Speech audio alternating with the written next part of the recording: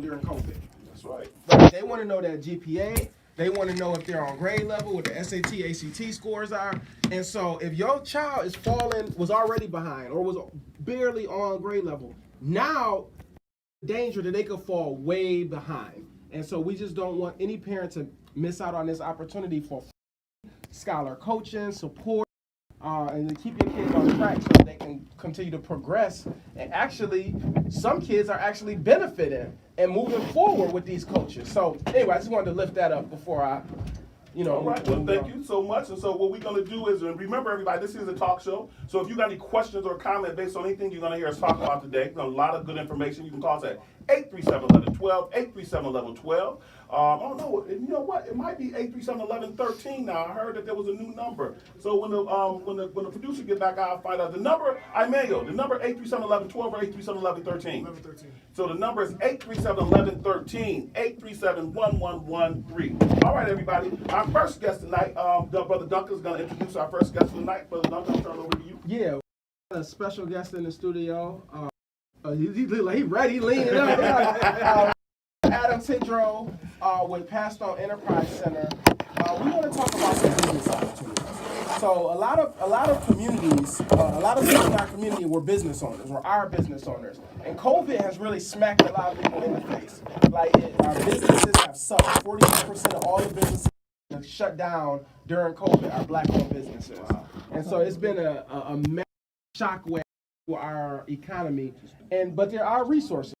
There are opportunities for businesses to get coaching, for businesses to get grants, to get funding, to get equity funding. You don't have to fold. There's opportunities for businesses to survive and even thrive and even come out stronger, because some businesses are learning the tech piece, getting the website support, and they're actually learning how to sell their products online or do their meals on the go with an app. So all of a sudden, some businesses are actually doing better because there's less overhead when you're doing things digitally. So we want to give businesses that coaching, and it's a free event we got coming up on October 29th at 3 p.m. But I'm going to let Adam talk a little bit about it, and then I'll circle back. Yeah, well, Duncan, thanks for having me. Guys, thanks for having me so much. I appreciate it. So October 29th from 3 to 5 p.m. virtually, we're having an event. Pathstone, as well as our partners through Capital Connect, we are having an event where business owners can come in, learn about how to get money as little as $500 up to like $500,000. Oh, wow. So come in. If you're a business who's struggling, or if you're starting in the middle of the pandemic, you saw an opportunity, you want to help your community, help yourself, come on in. Let us show you how to get the funding necessary to sustain your business, grow your business, weather this storm. Like Duncan was saying, 41% of businesses that have shuttered in the middle of the pandemic have been minority-owned businesses, and actually just Black-owned businesses, and I think 20-something% have been Latino-owned businesses. So if you're a minority, or if you're a minority-owned business owner, or if you are a woman, come to this event. We'd love to have you. We want to give you the resources necessary for you to succeed. There's money out there. That's the most important thing we need to remember. The money is out there. There's just barriers to it. So this event on next Thursday, the 29th, 3 to 5 p.m., we are working to break down those barriers so you can get access to cash. So this any business? Do you have to have a DBA, or do you have to be incorporated, LLC? What businesses are eligible? We want to break down those barriers. Come in, whatever stage business you're in, come in. There is a little, we're trying to focus on established businesses who have maybe been around for 3 or 4 years or more. Mm-hmm. Come in, let us talk to you. But if you're any stage of business, we do want you there. We never want to keep anybody from the table. So let me be clear what we're saying. This isn't one group that's doing this. This is a collection of community development institutions, financial institutions that do this type of work. So they have supports for people of all levels. So if you're saying, I got a business idea I've been meaning to make a reality, you can come and we'll connect you to the organization that will walk you through the process of creating a business, right? But if you're like I've been, somebody said, I owned a restaurant for 5 years, or I owned a barbershop for 10 years, and COVID has hit you, or if it's not, even if you're just ready to go to the next level, right? You can come and get real funding, because a lot of times banks don't want to lend to Black businesses. Let's just be real. Banks, a lot of times, Black businesses have this incredibly high burden to get funding and get lending, or even get grants. But we got the information. Yeah. We got information so they can get them, so they can have the capital that they need to grow. And we talk about, listen, some businesses in Buffalo, or black businesses, are doing well, right? And they ready to go to the next level. Well, they can get $500,000. It's available. One of the partners is J.P. Morgan Chase. So we talk about it's real dollars available. Somebody might say, well, I don't want to take out no loan. I just want to get a grant. I just want to get some money to get going. Well, they got grants up to $5,000 that you don't have to pay back, right? Just for black and minority-owned businesses. So, this is the opportunity. A lot of times people say, oh, I didn't know. Oh, I didn't know. Well, we're trying to make sure everybody knows. So if you know someone, tell them. You got a niece, nephew, family member, aunt that owns a business. This is where you can really take advantage of it. Now, this is one of them things where, somebody can talk about giving you from $5,000 to $500,000. That's like almost too good to be true. Yeah. So what's the string? There got to be a catch here. What's the catch? No, the catch is you got to show up. That's it. We don't want anything from you. We want you at the table. And with a spot for you, come in, let us help you fill out those applications, make the right connections. We are there to kind of be your, for lack of a better term, Sherpa through this really tough process of pandemic and COVID and shutdown. We are there for you. So real quick, if you go to capitalconnectny.org. Okay, now capital can be spelled multiple ways. So capital is spelled CAPITAL. A-L, okay. Yeah, Capital The Connect. money version of capital. Yes, sir. Not the capital of the city capital. Okay, I'm glad I all spelled right. that right. I don't, make a fool of myself on the radio. But, so capitalconnectny.org. There's a link there on the page. If you're on your phone, you have to scroll over a little bit. You see register here in a green box. Click that. It'll take you 30 seconds to register, and you'll be you get a reminder email, so you'll be there next Thursday. But yeah, there's no catch. When we say free, we mean free. Enough people get kind of duped by the word free, and you got to put your credit card information in, or sign over your firstborn. Nope, just come in. We don't want anything from you. We just want you at the table so we can help, and you can be successful and give back to your community and create economic development here in Buffalo. Is it a limit on the number of people you can bring? Like if you come in, can you bring a friend? Is it a limit on the number of people that can come? No, right now we're registered about 180 people from across Western and Central New York. So we can, take as many people as want to take. See, the thing is, everybody talk that good talk.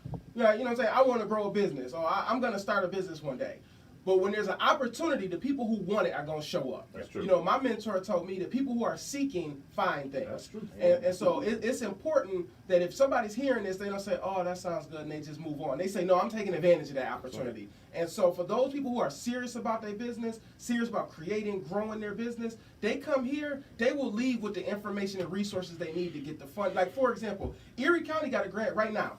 Erie County has got a grant right now up to $45,000 in grant money, COVID relief grant money. So if you are an established business, you've been in business since October 2019, you can get up to $45,000 in grant money. That means you don't got paid back from Erie County. But here's the thing.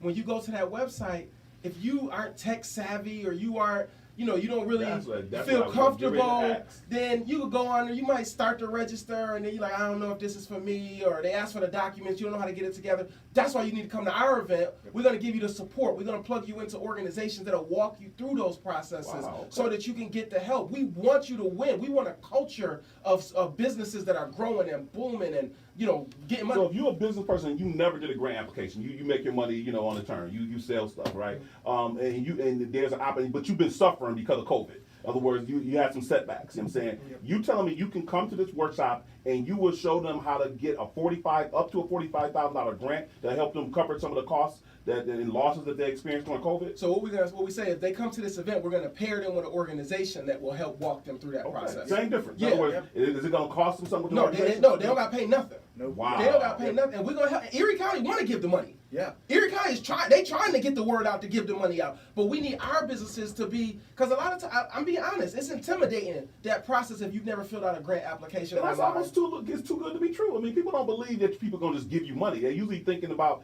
got to be.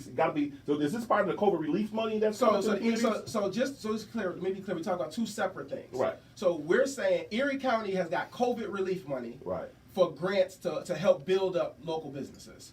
Will connect them, if they come to our event, we'll connect them with organizations that will help them to get that money. Correct. Yep. Okay. Also, separately, there's other pots of money that each of these organizations has to invest into communities and black businesses, and minority-owned businesses. Yep. At Paston, we're sitting on millions of dollars ready to be invested in black-owned businesses, minority-owned businesses, women-owned businesses. So come be a part of that. We're excited for it. I mean, again, no strings means no strings. And, you know, I'm the most boring person I know. Let me help you with the application. Let me help you with the paperwork. Okay. Let me do that. So please come to this event, and like Duncan said, we're going to pair you up with the right people. We're going to find the right fit for you, and we're going to get you the help you need. Okay.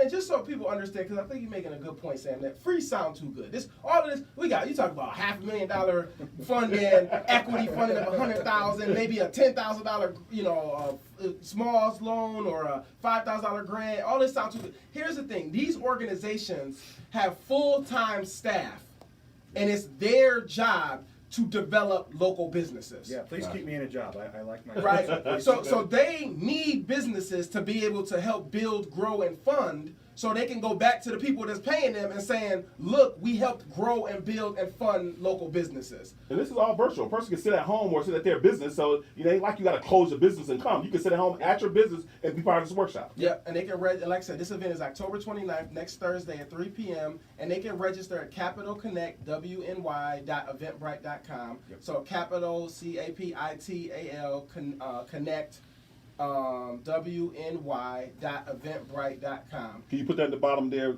Amir, so people who are watching on Facebook, Yeah. you can see it and if you listen on the radio, one more time for people listening on the radio. It's capital connect WNY.eventbrite.com, and they just register. It's free, and this is about to be big. Spectrum is going to be there. They already did one story on it. They're going to be there and cover it. The mayor has shared it. Channel WKBW is doing a story on it this weekend. Like, this is about to be big, and it's not just Buffalo. We got businesses from Rochester, Syracuse, because as black businesses are hearing about it, the word of mouth is getting out. People are like, I gotta be there.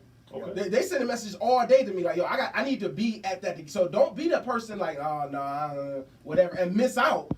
And now all these other people are growing their business and building their dream. Because one thing Dion says with Pastor, she said, you don't gotta be ashamed if you're a business owner to say you want to be wealthy. No. If you're a business owner, you don't gotta be ashamed to say, I want to make money. I want to be wealthy. I want to leave a legacy for my family. You don't gotta apologize for that. Matter of fact, you should be saying that all the time. You know what I mean? And so we want businesses to get to that point where they feel comfortable saying, and we want to support them to get there. All right. So- Sounds exciting. It sounds like there's absolutely no reason why anybody should be taking advantage of this opportunity. Free and easy. There you go. And in our community where businesses are closing, here's an opportunity to get some support to help keep you going or get you going. You know what I'm saying? So this is something that we need you to take advantage of. And so parents who are listening, this is an opportunity for you to meet the needs of your household so you can continue to support your children as they're trying to get through this educational process. So thank you, Duncan. Thank you, Adam. Yep. Yes, All right. sir. Thank you, Adam. Let's keep Adam working. Yes, yeah. I like that. All right. Thank you Thanks so a lot. much. Appreciate Really it. appreciate it. All right, everybody. So now we're going to go into our next segment of the show. Let me kind of talk to you a little bit about what's going to happen in the next segment. I am so excited about who our next guest is going to be. There is a lot of things going on in Buffalo Public Schools and a lot of opportunity for parents to really make a difference as it relates to what's going on with their children. There's so many things right in this moment because of COVID that the situation we are in is going to cause us to create solutions that may have never existed before to solve the problems that we have when it comes to our children. And so there's so often where we get people who only can talk about the problem, but very rarely do we get people who can come up with a solution. So I'm so excited that we have Miss Gwen Howard. How you doing today, Miss Howard? I am well, and you, Sam? Oh, it's a beautiful day to be alive. I ain't got no complaint. It's such a pleasure to meet you. So people might know Gwen because she's the president of the Preservation Board in Buffalo, you know what I'm saying? But we have her here today in another topic. She is here as a parent. You work with the parents at Olmsted. Are you in a position with Olmsted parents, or are you just a parent who care about what's happening with your children? I'm just a parent who cares about what's happening with my kids. I have two twin boys that are seniors at Olmsted 156. Okay, you got twins. All right, I got twins, boy, girl. You got boy twins. Boys. Okay, Two yes. boys. All right. And good. So what we want to talk about, Gwen, today, I mean, I got a chance to catch you on the news, and you know your boys, do both of them play soccer? Yes, they do. They both play soccer, okay? And so when we got a chance to talk to see you on the news talking about a concern that you had as it relates to the opportunity for them to play soccer. So why don't you give us a little bit of background of what was going on, what was happening, and then let's just kind of talk about what took place from there. Sure. So nobody was really sure what was going to happen with sports at the beginning of the school year. And it came as quite a surprise when Buffalo Public Schools canceled all fall sports. The day before Section 6, which is the athletic group that they participate in, said that the medium risk sports, which included soccer and cross country, could be played and were going to be played by every district in Western New York. And so we were stunned and shocked because I have two boys that play soccer, but there are kids all over Buffalo that play on soccer teams that needed an opportunity to play. Now, let me ask this question. Up until that point, had y'all been practicing?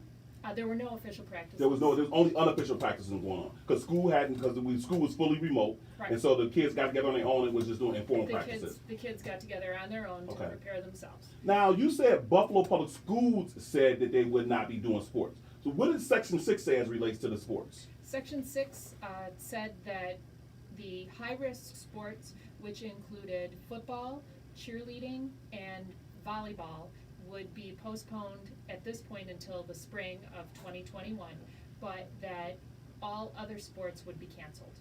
Okay. Okay, so where did soccer fall on that? Medium risk, and so it's just canceled.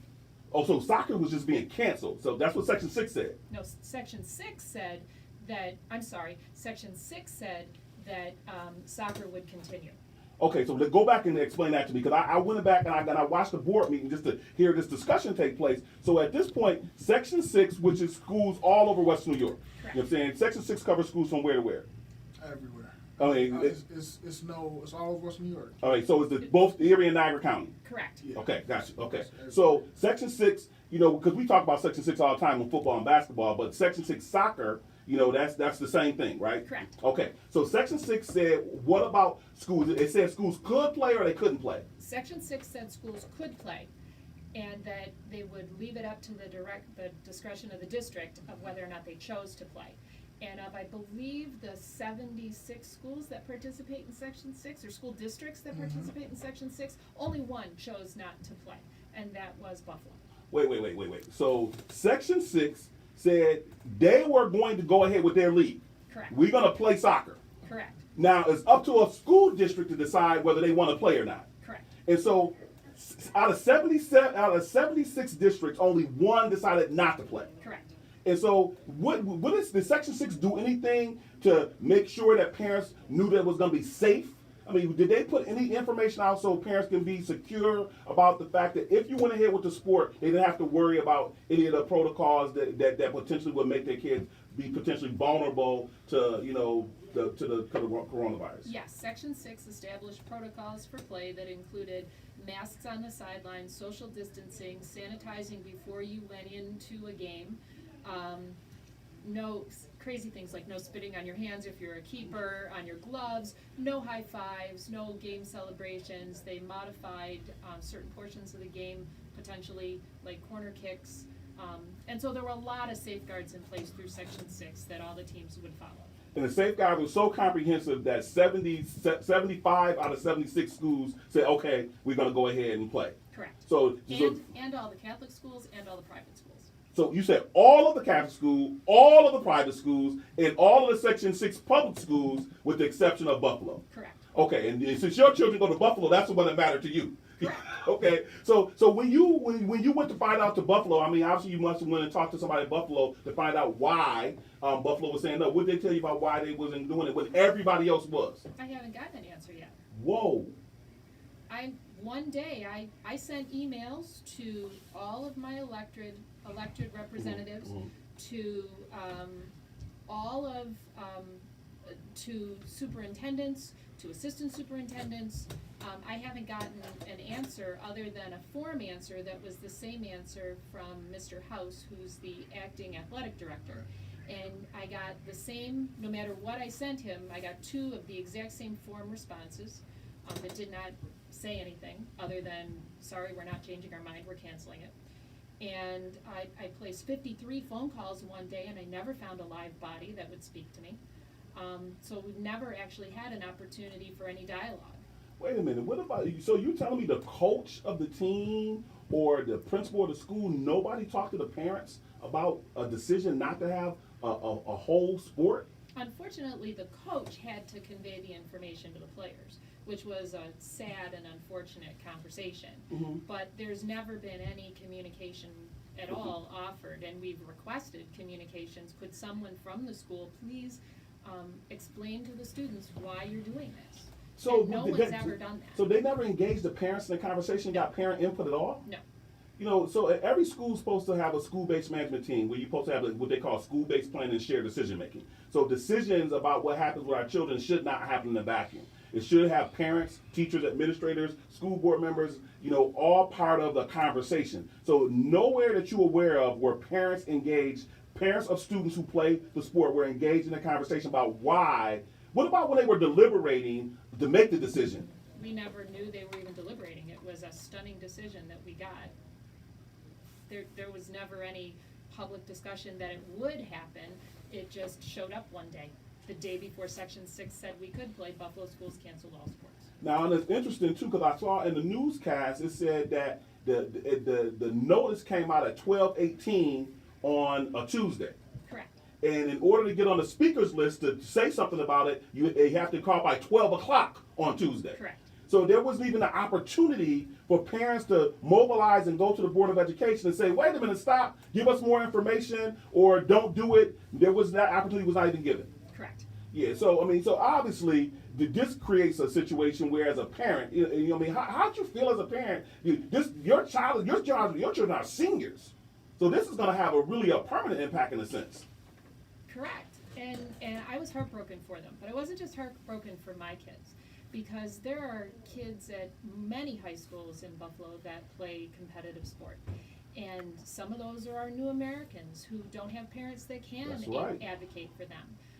I know a lot of these kids because my kids play soccer and have played soccer for 12 years now. Wow. 13 years now. And so some of them, one of my sons plays on a highly competitive club team that travels around the Northeast. He's played in the Netherlands. I mean, he is looking to play soccer in college.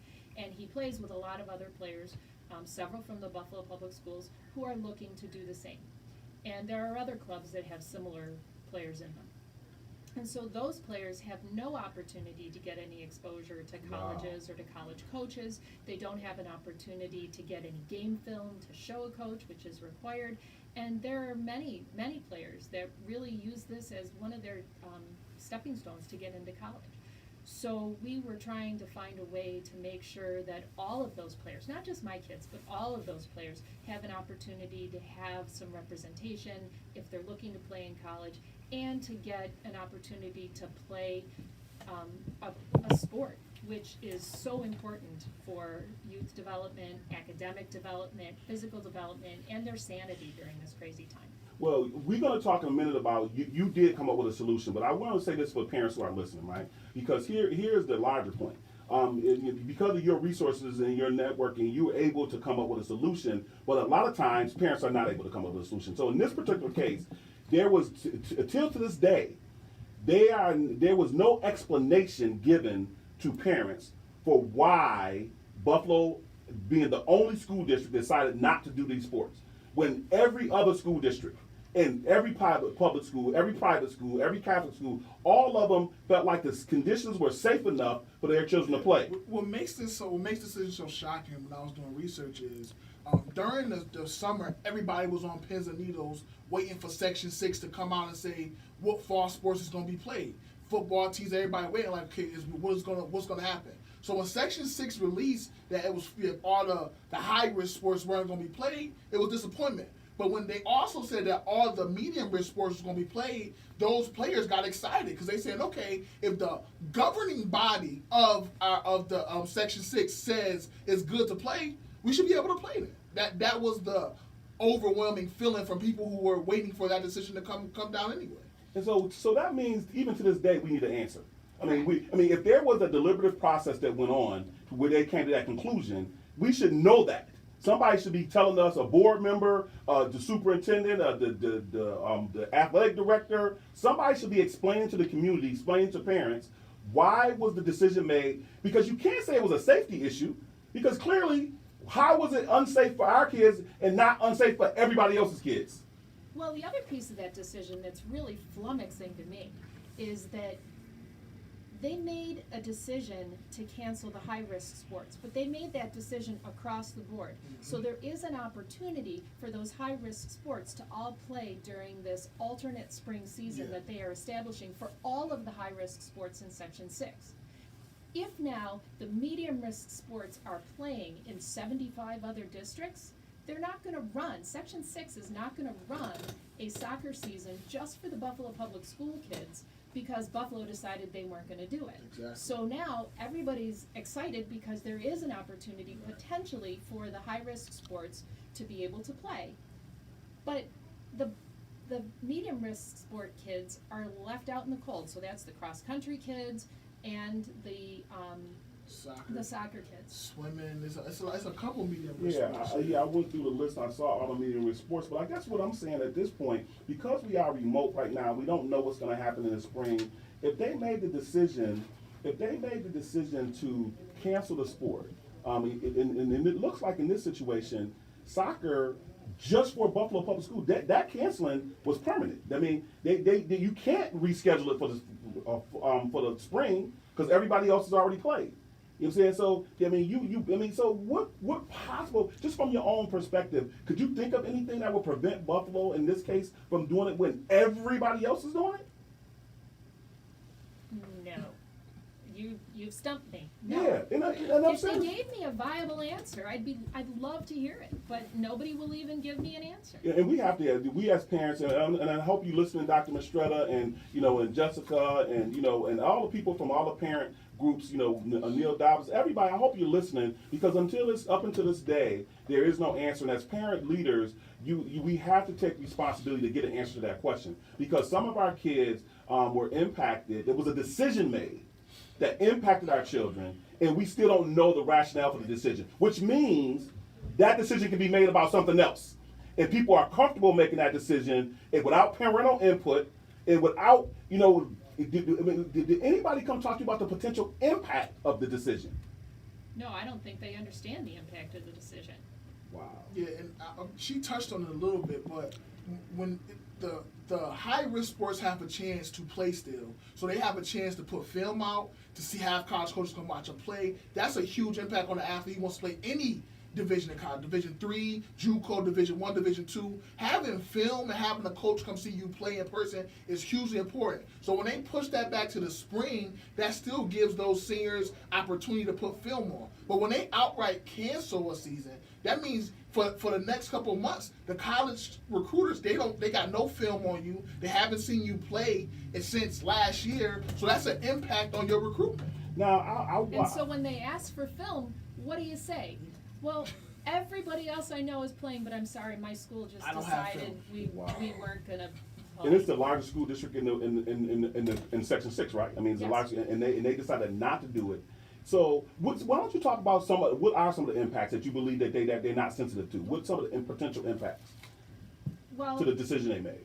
Well, first of all, there's obviously those students that want to play in college. That's a significant one because for many kids, that opportunity gets them a little extra edge in getting in, and particularly for students that want to go to a competitive school. There are a number of outstanding soccer players in Buffalo. Mhm. Outstanding soccer players. Some of the best in the region are in Buffalo. Really, and I understand our English language learner population have a lot of talented soccer players. Yes, because they've had a ball on their foot since the day they were born.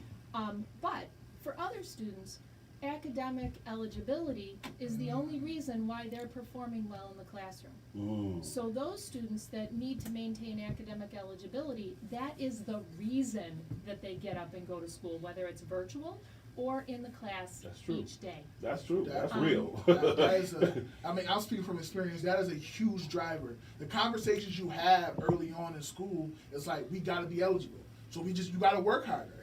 And that thing hanging over your head where if you're not eligible, you can't play, that's a real thing in a child's life. So that's And huge. think about this: when all of your other peers, particularly when you're really talented at it, all of them are playing, and you're sitting not there, playing. And you're sitting there. Yeah, and you got to go to school, get up and get on a virtual class every day, and your motivation now, and everybody else gets to play, and then nobody even offer you a reason why Nobody give Right. you a clear explanation Right, why. and there's a host of other things that, I mean, you know, you could talk about why youth sport and academic sport is so important. So it's so important because it teaches teamwork. It teaches you how to win gracefully, but also how to lose gracefully and Absolutely. accept defeat with your head held high and not have an angry reaction. It teaches you accountability to your peers and that there is no I in team. That's right. Right? But it also is an opportunity in a district like Buffalo where there is so much concern and discussion about equity and Yep. racial justice and accepting the other students that may be different from you. There is no place where they work better together than when they are on a team. And so you take Absolutely. that cooperative attitude and that acceptance of people that are different and learning from other cultures, and it just trickles down and throughout everything. So there's been all this discussion about classes that they wanted to teach better ways for people to work with each other. There is no better way than the day-to-day activity And- of being with a teammate on a field. Absolutely. And what you're saying is right now, that's more important than ever. I mean, literally coming out of the social unrest we had all summer, the COVID-19, kids not being able to be in school with each other, that right now may be more important than ever. And so now that being taken away from kids with no explanation, it seemed like exactly the wrong decision. Right. And then when you look at it coming from the top down, I mean, that's not very good teamwork because there was not a process that included everybody to where we all sat around the table and we heard the rationale. Because obviously other school districts heard the rationale and they made a different decision. Right. So if we were at the table and we heard the rationale, I mean, at least we could have understood. Now we can't even understand because we don't know what the rationale for the decision And was. that's interesting because the question for Buffalo Public Schools has to be, you knew this was going to be asked. When 75 other districts make a decision to do something, and you're the lone one that stands out and says no, the explanation has to be there because the question going to be asked. If everybody around you, everybody, not a few, no, everybody around you makes a decision to say yes and you say no, and we ask why and you just look at us and say, because we did, come on. You got to know that's If coming. there are different facts that they want to share, then they need to share those because, you know, it's true. If everybody's jumping off the bridge, do you go do it? No. But if there are different facts that they have that everybody else had, please share them because maybe there's something unsafe for everybody else. But there were no facts shared. Exactly. But if everybody's jumping off the bridge, I don't know if I want to stay on the bridge if everybody's jumping off the bridge. You know what I'm saying? I mean, Right. it must be something I don't know. I mean, come on. I mean, if everybody feel like it's safe enough that they're going to send their kids. We talk about our children. People are not going to send their children in harm's way without exploring whether it's safe or not. So, I mean, unless our kids are different some kind of way, I mean, why would it not be safe for our kids when it's been safe for everybody else? We talk about everybody else. Well, and I think that there's just an incredible lack of equity. There's an incredible lack of equity. You don't offer people opportunity by sheltering them in a closet.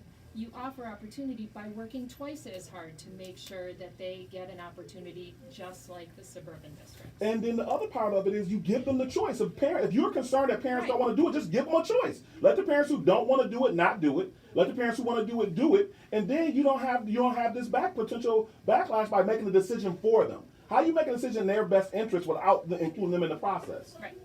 Yeah, so this is something that we really, even though it's a moot point as it relates to the soccer program right now, I think just on the principle of it, especially in this remote environment, it's something that we got to push right now. I know in the board meeting I saw, there were a number of board members who were upset about what took place. You know what I'm saying? I saw the board members, basically, what they talked about at the board meeting was whenever a decision was made, the district said that they had to make a decision right away, so they didn't have time to run it by the board because they had a deadline to respond to Section 6. So they have a decision, they have a chance to run it by the board. So board members were upset about the fact that they were not included in the decision. That seems a little odd since Section 6 made the decision the next day after Buffalo made their announcement and then said, and it will be up to the districts to decide whether or not to have decided, but to decide. In the district, and one of the board members made that exact point. As a matter of fact, one of the board members made that point, and then Dr. Brown Hall said that our deadline they gave us was we had to have it in before the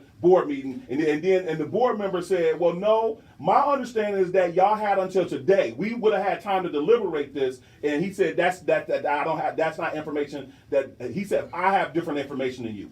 That's what took place. If you want to go see that, you can go to the September 13th, I believe it is, board meeting. Is right online, buffaloschools.org, and is at the the last 10 minutes of the meeting where they have the discussion. And if you read the Section 6 release on what's going to happen, they are real specific. They give the start date on when you can start practicing, when everything's going to start, and they literally, in writing, they say Section 6, it will be left up to the district on whether they can play or not. And they give all the things that you have to comply with if you decide to play.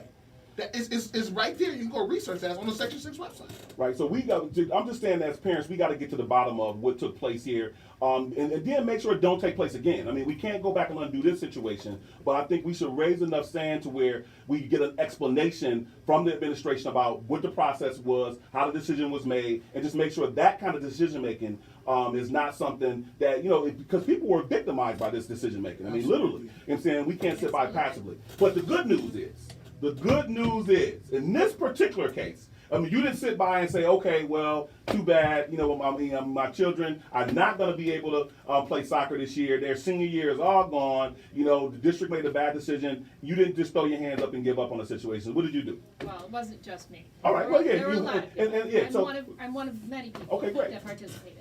But And that's there- important to know. But there are a lot of people that cared. And so, after a lot of conversation in the community, in the soccer community, Delaware Soccer stepped up. And Delaware Soccer is a nonprofit in the city of Buffalo that provides soccer opportunities to kids to all kids, regardless of their circumstance. And so they, give 30,000 in scholarships to little kids playing house soccer in Delaware Park, and they have travel teams.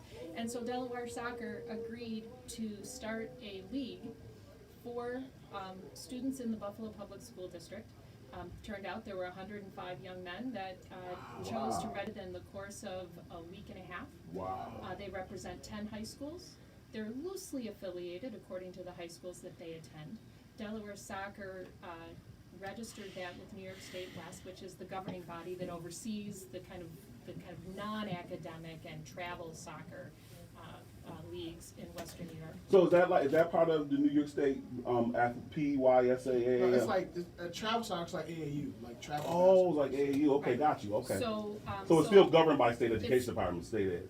I don't No. know that. Oh. No, No, it's it's governed. It's its own entity. It's Okay. So this is unaffiliated with Section 6. Okay. There are no standings or rankings. It doesn't count into your points for your Section 6 rankings or anything like that. Mhm. This, for all intents and purposes, sad to say, it is a glorified house soccer league specifically for U16 to U19 players, which are those that are 9th to 12th graders in high school. They play against each other. Mhm. They have, Delaware Soccer has arranged that entire league and registered all of those players. There was some generous contributions that are paying for the ref fees, so they have. Okay, so before you go to that, I want to just stay with Delaware Soccer for 1 minute, if you don't Sure. mind, right? So Delaware Soccer didn't already have a league, and they just integrated them to a No. league. So they actually created a solution. Yes. You know what I'm saying? Based on the needs of parents, based on the needs of kids, they came together and they created a solution to meet the need based on what was going on in the community. Correct. Wow. That's commendable, and I just want to make sure we acknowledge that how significant it is. Because I think that a lot of times what happens when people get into situations, if there's not a pathway, something already made, a path to a solution already done, people don't take it. So when you have people step up and they create a solution, that's kind of what I think we got to do nowadays. There's so many different things going on because of COVID-19. We may have to just figure out how to solve the problem. And I'm saying that because I think that has to be part of the conversation with Buffalo Public Schools. Meaning that it may have been difficult to figure out how we were going to get to a solution But we to make did it sure in our 2 kids. weeks. See, that's my point. If people sit at the table and you bring all the resources together, people can figure it out. And if they can't figure it out, they can create a solution, right? And so Delaware did it, and you said that Delaware Soccer they did it in 2 weeks? Yes, In 2 weeks, they had a whole new league set up. in a whole new league. And we got to commend the soccer community as well, because to have 105 students sign up, that's amazing. That's 105 students. That's And- great. And let me just add to that. They signed up, but these players are playing for free. They did not pay a registration fee. They're not paying to do this. Delaware Soccer is providing this for free. Wow. Kudos to Delaware Soccer, you know what I'm saying? And so now you said, but soccer is, so the league is one thing, but now there's a whole bunch of other things that have to be done. So what happened next? Well, so we had to have uniforms. So a local business that is Greg's Tree Service that's located in Bowmansville. Okay. He is the husband of a Buffalo Public School teacher. Okay. He donated the uniforms. Wow, And okay. got them printed within a week. So how many teams did you say? 5 teams. So all 5 teams got free uniforms? Yes. Oh, wow, that's awesome. Okay. With numbers. With numbers, With okay. numbers. Distinct and separate numbers. Not necessarily their number of choice, but distinct and separate numbers. Okay. There were donations that paid, you gotta have refs. That's right. You gotta have real refs with real patches that right. understand the rules. Certified refs? Certified refs. So we have certified refs, 3 refs at every game. You've got a center and 2 sidelines. Wow. And you gotta have a place to play. Right. And you gotta have a good place to play, because we can't always guarantee at this time of year that the fields are suitable for play. So Narden had recently completed 2 new fields behind their indoor facility. These are state-of-the-art, Wow. lit turf fields with Wow. heated bathrooms and Brand a place- new state-of-the-art Yes. field. And Narden, thank you Narden, Thank has you, Narden. donated the field time Oh, wow, at no cost. at no cost. Oh, awesome. Because everybody else seems to understand how important it is for these kids to play for so much more than just, oh, I want to play soccer. There's so much more at stake for these kids than Wow. just playing a high school season, which is important. But college, teamwork, academic eligibility, all those things were so important. Now, this is not affiliated with the Buffalo Public Schools. But these are all Buffalo Public School students. Yes.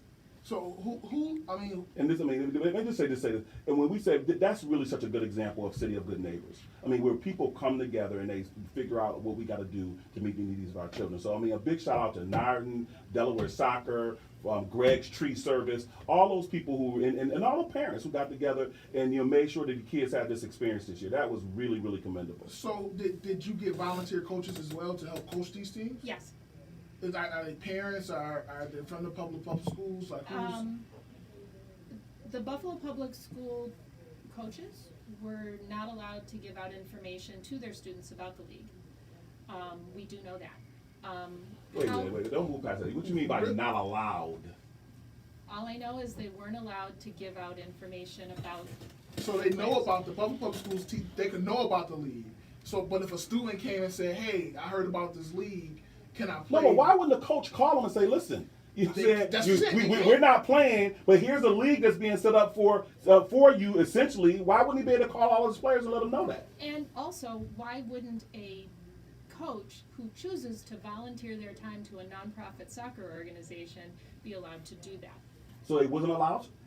I can't really speak. Well, to you know, that. it's interesting because this conversation again took place at the board meeting. You know what I'm saying? It's really important because one of the district administrator tried to deny that the coaches were, because what one of the board members, I think it was board president Sharon Cotman, had said was that coaches were told that they could not have any communication with their students. You know what I'm saying? Because that they was not going forward these programs this year, and so therefore they would not be paid, and so they could not have any communication with the students. And Dr. Brown Hall denied that emphatically. He said a coach would never do that. He said that this would never happen. And he said that's just a rumor. She said 4 separate coaches told me that. It can't be a rumor if 4 separate coaches told me that. You know what I'm saying? So it is a back Well, and if forth. you know about it, then it has to be true.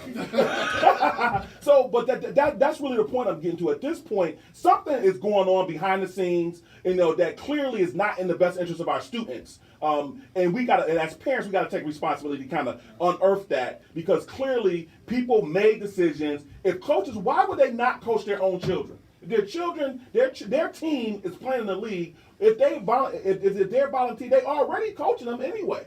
at school. Why would they choose not to unless there was something involved with why they wouldn't do it? Well, and it's not affiliated, I want to be very clear that this is not affiliated with the Buffalo Public Schools. right. And if someone wants to volunteer their time to a nonprofit soccer organization. What does that it got to would do with be- the school? What does it got to do with the schools? It would be like them coaching their 4-year-old's little soccer team. I Exactly. mean, it's really the same. This is Yeah. the same thing. Yeah. You know, how a teacher chooses to volunteer their time to benefit the community only proves that they're a teacher that really cares about the Exactly. community. And it happens quite often. I mean, I played travel basketball, and high school coaches coach travel basketball because it's not affiliated with high school. So you can go volunteer your time and travel and coach travel basketball all you want because it's not an affiliation. Yeah. So, I mean, that again, why they would not be able to do that is a good question. But I would like to acknowledge that there are a number of trained coaches that are volunteering their time to Which is coach these amazing. teams. Which is an important thing to note. I don't know if everybody noticed, but in Buffalo Public Schools, in order to be a coach, you have to be a certified teacher. They have to have the first option to coaching. You know what I'm saying? So you don't always have a certified coach. You don't always have, in every situation, football, basketball, track, you don't always have somebody who has a background in the sport, right? So in this particular case, it may turn out that because now obviously all these coaches they're trained in soccer. These are actual Not coaches. all of them, Okay. but many of them are. Okay. But there are certified coaches that can step in at any time. There is one that's a parent volunteer, but a very well trained. His son is not playing, and is listed. If you read the newspaper about the team, the dream team of Section 6, his son is listed as and also ran, who is supposed to be on the team but can't because Buffalo Public Schools isn't playing. Oh, wow. I mean, Wow. there are, this Wow. is This just, is Implications. layered. Wow. Yeah, we really got to get behind this and really get to the bottom of what took place here. I mean, I because just wanna make sure all of these kids have an opportunity. Yeah. So how- This is not about my kids or my kid's school, this is Yeah. about all of them. but go on. How often do they play? They play once, they play, every Saturday and Sunday. There are 2 games on Saturday, 1 game on Sunday. Okay. Every, of the 5 teams, everybody is playing each team twice. Okay. So some people have bye weeks and stuff. Right. So Is the league basic- still going on now? Yes, Okay, gotcha. through November 14th. Okay. And, How- and what- y'all have a champion? Y'all kind of champion at the end of the whole nine? We might have a COVID Cup, but A COVID there Cup. will be some standings. There are standings. There you go, the COVID Cup. What's the reception like from the kids who are doing it? Are they enjoying themselves out there? They're absolutely enjoying themselves. My son, my one son says, this is some of the hardest I've ever played, and it is the most fun. Because they're doing exactly what they love with a bunch of players who are in it absolutely to play. And I got this because something is going on in the back of my head right now. So I'm asking this question just based on what's going on in the back of my head right now. Are all the students who would play on all the teams Buffalo Public School students, are there any students that are on the team that are not Buffalo Public School students? There is one student that registered from Sweet Home. We don't know how that student found out about it, but that student found out about it. So there's one player that was from outside of Buffalo Public Schools, but all the others are Buffalo Public School students. And they represent the Culinary Institute, and there are players from Burgard, and there are players from iPrep, there are players from McKinley and Lafayette, Olmsted, I'm trying to remember them all, City Honors, did I say McKinley? No. McKinley, Hutch, So and there's one more. wow. So they are there. Yeah, but no, because what I'm saying is that at this point, because I mean, I know it's all loosely done. I know it's not Section 6 Regulated. Yeah. There has to be a conversation about whether this was necessary to put these students in this situation. And if y'all done did the work this much, this gone this far, I mean, there has to be a legal argument that students similarly situated are being treated differently. You know what I'm saying? I mean, when it's all said and done, I mean, when you get to the equity issue. I mean, there may be a way, you know what I'm saying, they have a conversation about how do we have a real conversation about how to make these children whole? I mean, if the Buffalo Public Schools did something that created injury for these children, and then as a result of the parents and community came together and went ahead and they created a solution to that. You know what I'm saying? Why can't we figure out a way? If you have standings and you did everything you would have normally do, why can't we figure out a way to have them included in something going beyond? Why can't we at least fight for that? I think that's the next step. Yeah. That's the next step. Yeah, because y'all had a league. You know what I'm saying? I mean, y'all have a league, y'all have legitimate refs, y'all follow all the regular rules, y'all. You know, I mean, I think we should I think that should be part of the fight. You know what I'm saying? Because this goes to November what? 14. 14. November 14th. And if you had a championship, it will go till. There won't, no. Okay, gotcha. We've got The the 14th field is to 14th. So it'll be based When on is the standings. sectional championships? If they went to the sectionals, when would that be? About the same time. About the same time? Yeah. And so I'm about to say that's my question. So basically, all the Buffalo Public Schools kids, they're playing in this league, but once this league is over, that's it for them. They can't go in the sectionals. They can't play No. for anything other than in this league. Correct. Right. So, which is the one good part of that is that you're able to get some video for college and Yes. you know. So I'm videotaping every single game for all of these players. They're going up on YouTube, so they can download Take it them and and cut it take up, and yeah. cut it for where they're in the game. And so I'm standing on this little concrete pedestal for 3 games every week with my heels hanging off like Greg Louganis off of the dining platform, just standing there videotaping back and forth Wow. for all the kids. Even so that's I have players in one game, but I do all 3, and we make sure we get those downloaded and up for everybody. Yeah, and that's awesome. The fact to see parents have come together and really created a solution for their children and really, did something that really the district, as taxpayers, that should have been paid for with our taxpayer dollars. There's no reason that we can, deduce for why it didn't happen. But the fact that y'all went forward and did it, is a lot to be said for y'all as parents and for the players. And so, I really hope that, if it's something that can be done, but we will, I assure you, we will push this issue. We're going to get on the phone starting tomorrow, and we're going to start making some phone calls and start looking at this from a broader perspective and just trying to get some other people involved in the conversation about, why did this happen and if there's any way to be made whole at this point. You know what I'm saying? Because there's a short window for an opportunity to make some people whole. And I think the kids might be excited by that. It's worth, y'all did this much. It's worth it for communities to come together and take the fight to the next level. And I just appreciate a phone call back from any of the people that I emailed or called, any of them. Yeah. I'd love that. Yeah.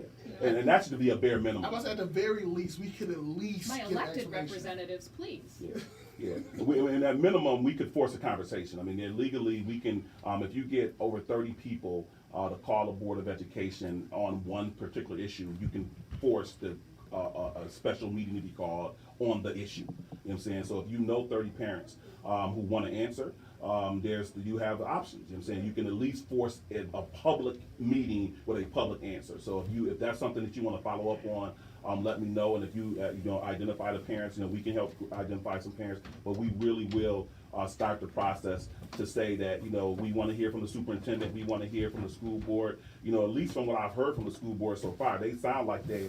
At least in that conversation they was having with the administration, they had a problem with what was going on. But the question is, what can we do to kind of solve it at this particular point? And especially since y'all did most of the work. Well, thank you. Thank you. They did all the work. There you go. I'm sorry, y'all did all the work. And thank you for having me here today. Oh, it's such a pleasure to have you on, and it's a rewarding. I mean, it's a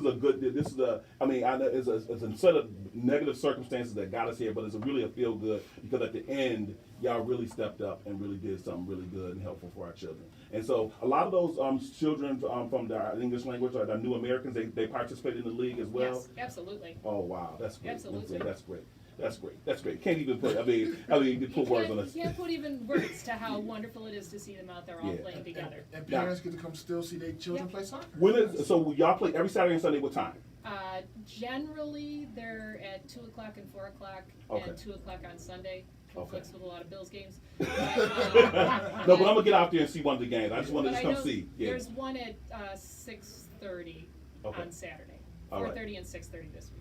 Okay, good. So I'm gonna definitely get out there and just see one of the games. Just to get my own sense of what's going on. But is anything else you want to share before we get ready to close? No, I just want to thank you for the time to come here today. So. Oh, thank you so much, and good luck to you. Good luck to all the guys that are playing on the team. Good luck to your sons, and thank you again to Delaware Soccer Club, Greg's Tree Service, and Narden School for everybody who came together to show that as a community. When we put our minds together, there's nothing we can't do, especially when it's in the best interest of our children. listen up, everybody. This has been another week of We the Parents. I mean, we at We the Parents are committed to making sure we make the community better than we found it, that we have a clear vision for all of our children, a clear plan for what we want to do to help actualize the full potential of every one of our children. We had great examples of that in both of our conversations today. Listen, if you got any questions, you want to be part of We the Parents, you can call us at 332-3773, 332-3773. You can also go to our website,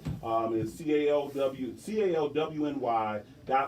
We the Parents, calwny.org, We the Parents.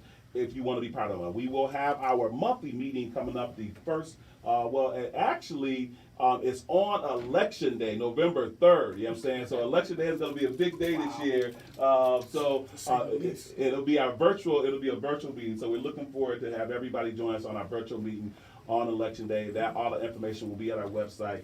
We appreciate everybody. And that's another Thursday night where we had here a good show, a great show here at We the Parents, Dwayne. All right. So everybody.